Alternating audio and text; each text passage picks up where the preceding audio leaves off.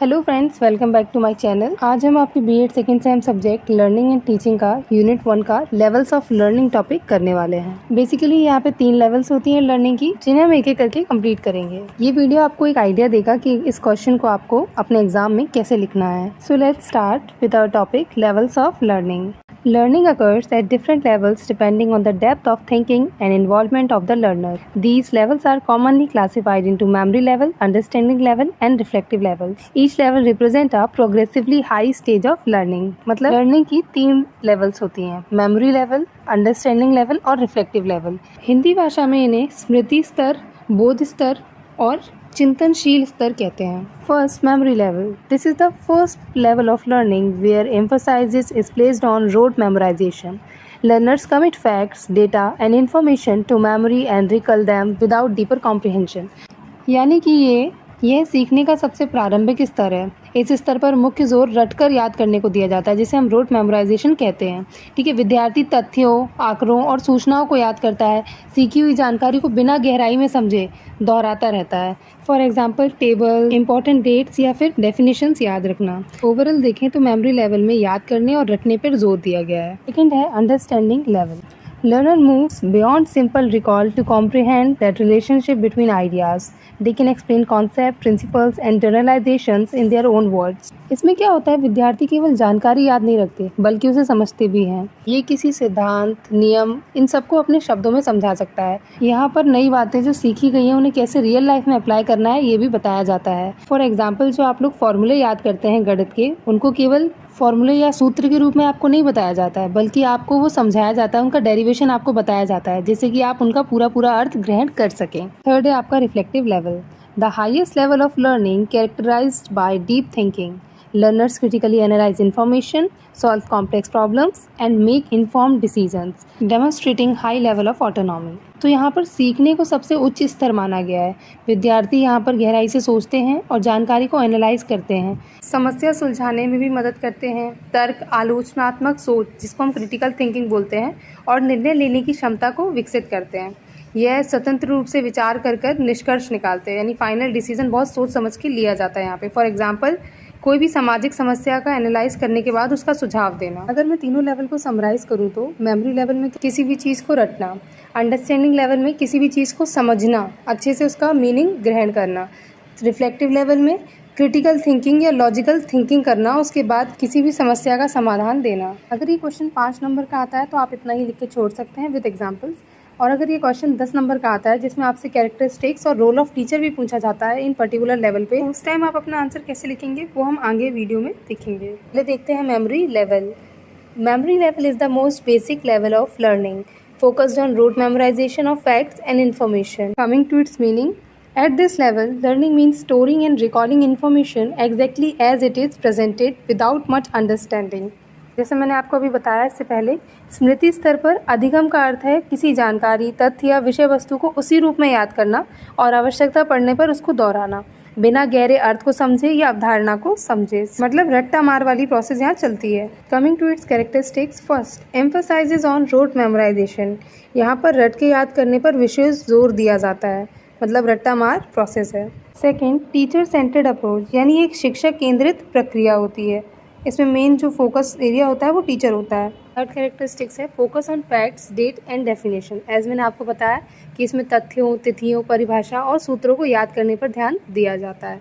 Fourth point है least intellectual involvement, यानी इसमें विद्यार्थियों की बौद्धिक एवं चिंतनशील भागीदारी सबसे कम होती है, क्योंकि वो कुछ सोचते ही नहीं है, सिर्फ रटने पर ध्यान देते हैं। Last point, useful in early stages of education, मतलब शिक्षा के प्रारंभिक दिनों में जब स्टार्टिंग होती है तो ये मेथड बहुत यूज़फुल है। अब हम देखेंगे कि टीचर्स का क्या रोल है इस पूरे लेवल्स में। फर्स्ट, प्रोवाइड स्ट्रक्चर्ड कंटेंट, यानी जो शिक्षक होते हैं वो विद्यार्थियों को व्यवस्थित एवं संचारित सामग्री देते हैं। सेकेंड है uses repetition and drill methods, यानी बार बार दोहराने और अभ्यास की विधियों का उपाय करना। लास्ट है focus is on recall based questions, यानी कि इसमें विद्यार्थियों की स्मरण शक्ति यानी मेमोरी पावर को और इंक्रीज करने का या उसको विकसित करने पर ध्यान दिया जाता है। इसके एग्जाम्पल देखो तो पहाड़े यानी मल्टीप्लिकेशन टेबल याद करना, डेट्स याद करना, स्पेलिंग याद करना, etc. That's all for the answer. So in this video we will complete understanding and reflective level. So let's start with understanding level. This level goes beyond memorization and focuses on comprehension and grasping meaning.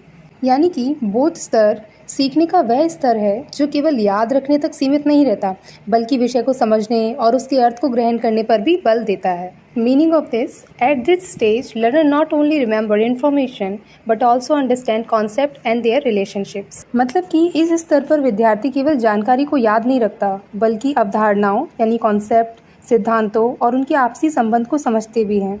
वह सीखी हुई बातों को अपने शब्दों में व्यक्त कर सकते हैं और उनका अर्थ स्पष्ट कर सकते हैं।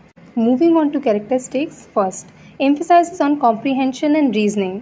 मतलब यहाँ कॉम्प्रीहेंशन यानी समझ और तर्क यानी रीजनिंग पर विशेष जोर दिया जाता है। सेकंड है teacher acts as a facilitator. मतलब यहाँ शिक्षक एक मार्गदर्शक या सुविधादाता, जिसे हम फैसिलिटेटर बोलते हैं, उसकी भूमिका निभाता है।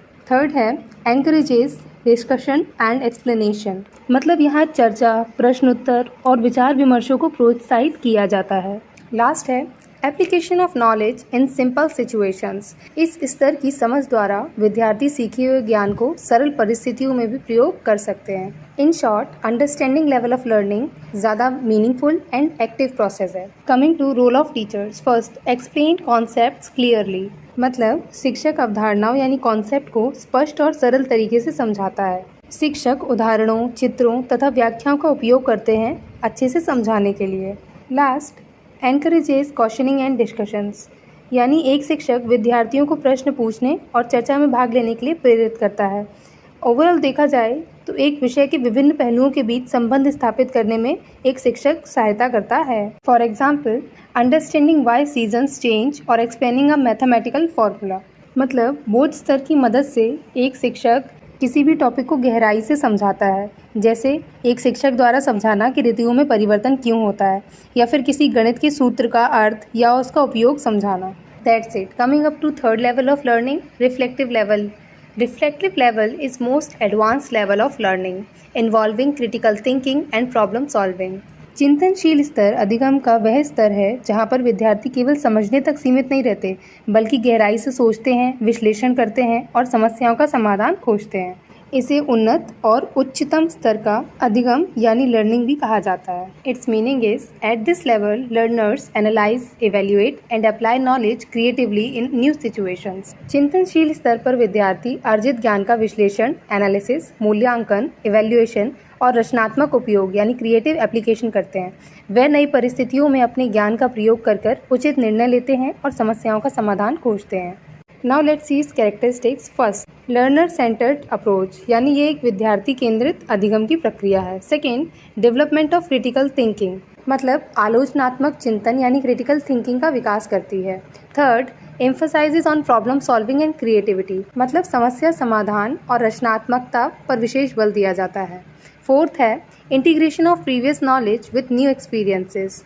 इस स्तर की मदद से विद्यार्थी अपने पूर्व ज्ञान को नए अनुभवों के साथ जोड़ते हैं। इन शॉर्ट देखा जाए तो यह स्तर स्वतंत्र सोच और निर्णय लेने की क्षमता को विकसित करता है, प्लस सीखना अधिक गहन, सार्थक और व्यवहारिक बनाता है।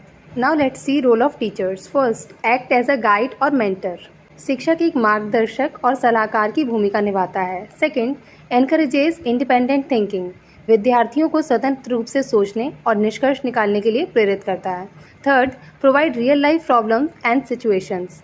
वास्तविक जीवन से जुड़ी समस्याएं और परिस्थितियां प्रस्तुत करता है। Let's see conclusion. The 3 levels of learning represent a progressive development for simple recall to deep understanding and critical thinking.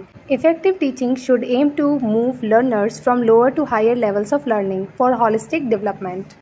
तो दोस्तों हम कह सकते हैं कि लर्निंग एक सतत यानी कॉन्टिन्यूस और उद्देश्यपूर्ण यानी पर्पसफुल प्रक्रिया है, जो अनुभव और अभ्यास के माध्यम से व्यक्ति के व्यवहार में अपेक्षाकृत स्थायी परिवर्तन लाती है। मेमोरी लेवल हमें किसी भी चीज़ को मेमोराइजेशन यानी रटने के लिए काम करती है। अंडरस्टैंडिंग लेवल उसे पढ़कर समझने में काम करती है। और लास्ट रिफ्लेक्टिव लेवल जो कि हमारी डिसीजन मेकिंग में मदद करती है।